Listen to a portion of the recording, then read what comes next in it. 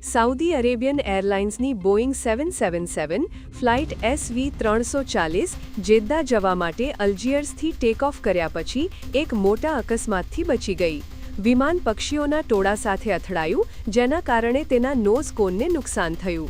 આ ઘટના છતાં વિમાન સુરક્ષિત રીતે લેન્ડ થયું અને મુસાફરો કે ક્રૂમાંથી કોઈને ઈજા થઈ હોવાના અહેવાલ નથી.